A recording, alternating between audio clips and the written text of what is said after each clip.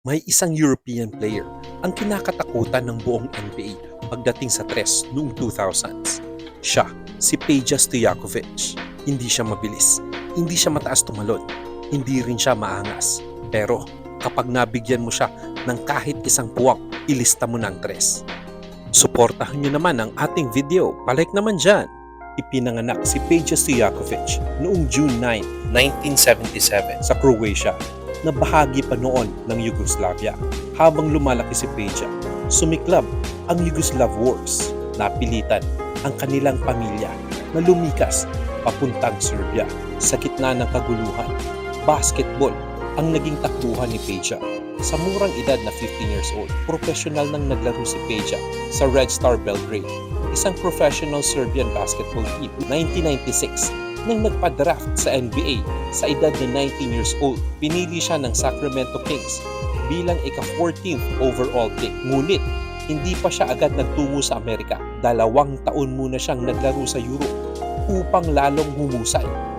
Pagdating niya sa NBA noong 1998, halos walang nakakakilala sa kanya. Pero doon, nagkamali ang NBA. Hindi nagtagal, pinaulanan ni Peja ng 3-point shots ang mga kalaban. Sa Sacramento, nakabuo ang Kings ng isa sa pinakamatinding offensive teams sa kasaysayan ng NBA. Kasama sina Chris Webber, Mike Bibby, Vlade Divac, Doug Christie, at syempre si Peja Stojakovic. Habang ang isang koponan ay nakatuon noon sa inside scoring gamit ang Adelman Corners offense, ang Kings ay mabilis na nagpapasa ng bola para sa spacing at makatira sa labas. Dito lalong sumikat si Peja dahil sa opensang ito na naka-emphasize sa spacing at passing. Sa taas niyang 6'10", halos walang depensang makapigil sa kanyang mga tira. Catch and shoot, spot up 3, transition 3, lalo na sa corner 3. Kahit saan, kapag nakalibre si Peja. Noong 2002, hinarap ng Kings ang Los Angeles Lakers sa Western Conference Finals. Mabigat ang kanilang kalaban, isang prime Shaquille O'Neal at isang young Kobe Bryant. Marami pa ring fans ang naniniwalang ito ang isa sa pinakakontrobersyal na serye sa NBA history. Umabot sa 7 laro ang serye, ngunit nanaig ang Lakers. Para sa maraming Sacramento fans, ito na ang championship na dapat sa kanila. Matapos magka-injury si Chris Webber, si Peja na ang naging pangunahing scorer ng Kings. Noong 2003 to 2004 season, nagtala siya ng halos 24.2 points bawat laro. 3 beses siyang naging NBA All-Star. 2 sunod na 3-point contest champion at pang-4 siya sa MVP voting. Siya na siguro ang pinakamagaling na shooter sa 2000s era. Ngunit, katulad ng maraming bituin, hindi rin nakaligtas si Peja sa injuries.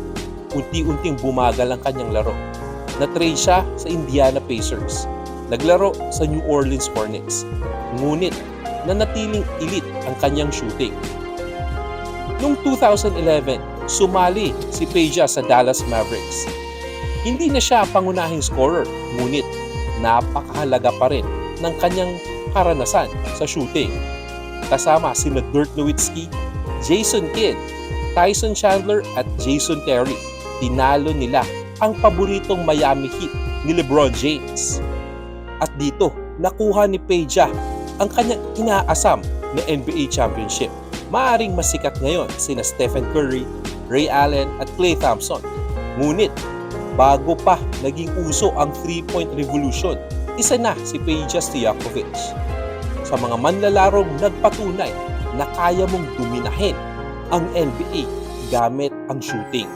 Isa siyang 3-time NBA All-Star, 2-time 3-point contest champion, NBA champion, at isa sa pinakamahusay na shooter sa kasaysayan ng NBA. Sa tingin nyo, sino ang pinakamagaling na shooter noong 2000s era? Comment down below. This has been Pinoy Classico. Thanks for watching. Adios.